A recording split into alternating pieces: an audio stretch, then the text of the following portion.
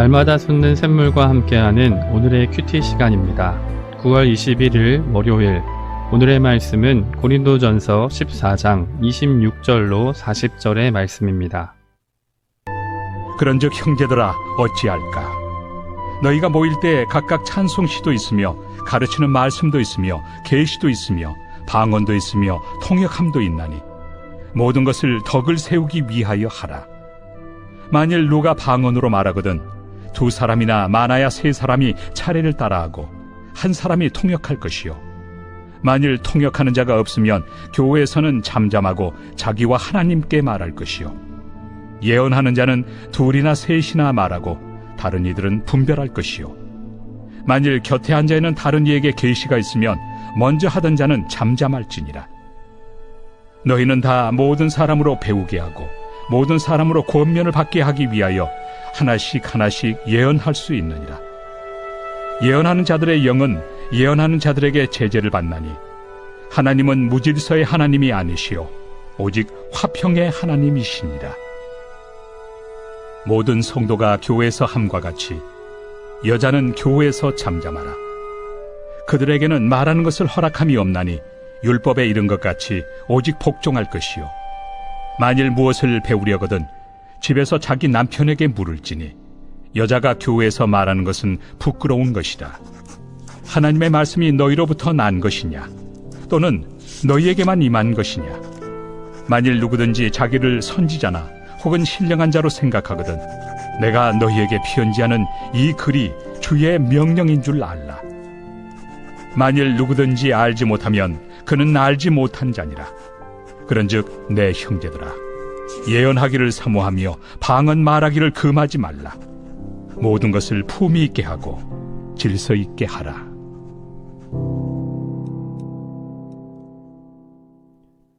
새로운 아침입니다. 여호와 샬롬, 하나님은 화평케 하는 분이십니다. 바울은 고린도전서 1장으로 4장까지는 교회의 분쟁에 대하여, 그리고 5장과 6장은 성윤리와 재판 문제에 관하여 다루었습니다. 그리고 7장부터는 혼인, 우상에 바친 제물, 바울의 사도권, 예배에서 여성의 위치, 성만찬, 은사 등에 대하여 다루고 있습니다. 오늘 본문은 은사에 대해서 다루고 있는 12장에서 14장 중 마지막 부분으로 이미 11장에 한 차례 다루었던 예배에서 여성의 위치도 다시 언급하게 됩니다. 하나님은 질서와 평화의 하나님이십니다. 따라서 그분의 말씀은 화평케 하는 권위와 능력이 있습니다. 바울은 본문을 통해 그리스도인들이 교회 안에서 은사를 어떻게 사용해야 하는가를 전하고자 합니다. 오늘 말씀을 통해 하나님께서 주신 은사를 서로의 덕을 위해 사용하며 그리스도의 몸된 교회를 품위 있고 질서 있게 세워나가는 저와 여러분들이 될 수 있기를 간절히 소망합니다. 사도 바울은 은사 문제를 다루면서 13장에 가장 좋은 은사가 사랑이라는 것을 설명했습니다. 바울은 13장을 마무리하며 사랑의 은사는 믿음과 소망보다 더 중요하다고까지 이야기했습니다.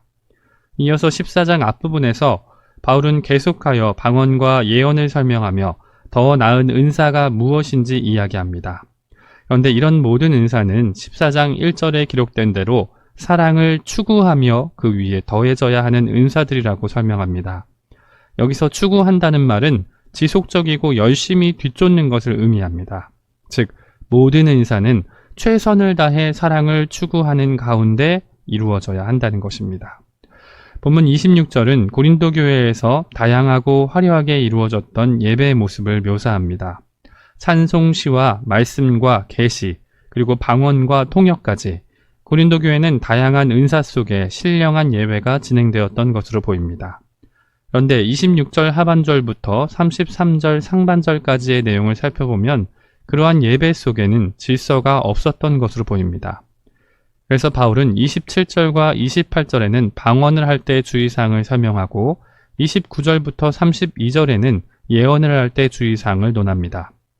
우리는 구약시대에 사울이 다윗을 잡으러 갔다가 하나님의 영이 강하게 임한 뒤 벗은 몸으로 하루 밤낮을 누워서 예언했다는 사실을 알고 있습니다.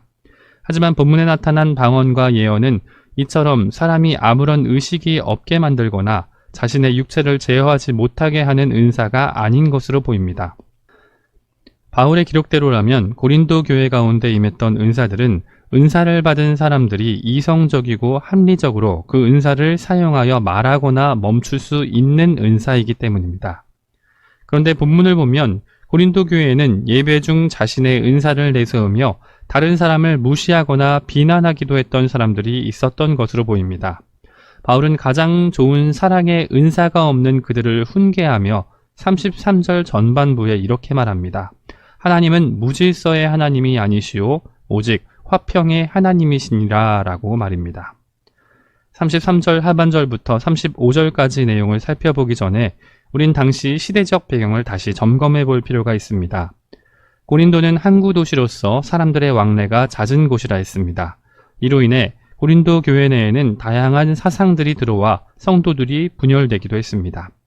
그들은 자신이 그리스도의 몸된 교회란 사실조차 잊은 채 서로를 비난하거나 헐뜯으며 세상 법정에 서기까지 했습니다.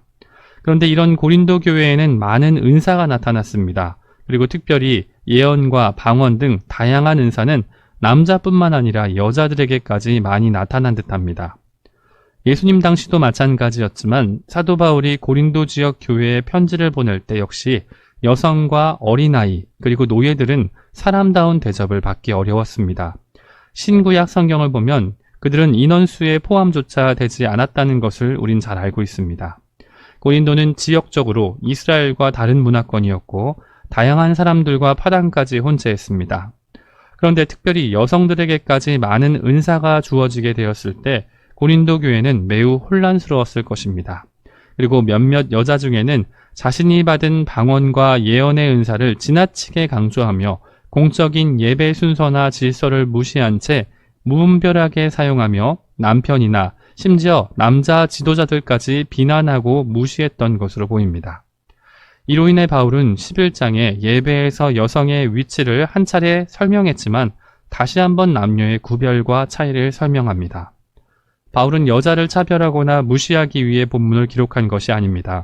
바울은 사랑 없이 자기 자신의 은사만 지나치게 강조하는 여성들이 교회 내에서 공식적인 가르침을 하거나 다른 남자들까지 무시하지 못하게 만들기 위해 본문을 기록한 것입니다.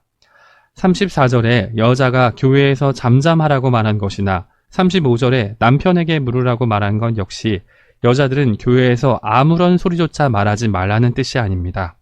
여자들 역시 성도로서 하나님께서 세우신 교회의 건의와 남자의 권위를 존중하고 사랑을 추구하는 가운데, 간절히 추구하는 가운데 겸손과 섬김을 실천하라는 의미인 것입니다. 바울은 본문을 마무리하면서 38절에 만일 누구든지 알지 못하면 그는 알지 못한 자니라 라고 기록합니다.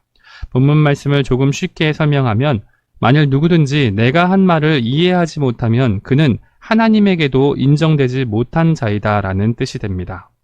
비록 사람의 방언과 천사의 말을 할지라도 예언하는 능력이 있고 산을 옮길 믿음이 있다 할지라도 모든 재물을 다 팔아서 구제하며 자기 자신을 순교의 제물로 바칠 수 있다 할지라도 그가 사랑이 없다면 그것은 아무것도 아니라는 것입니다.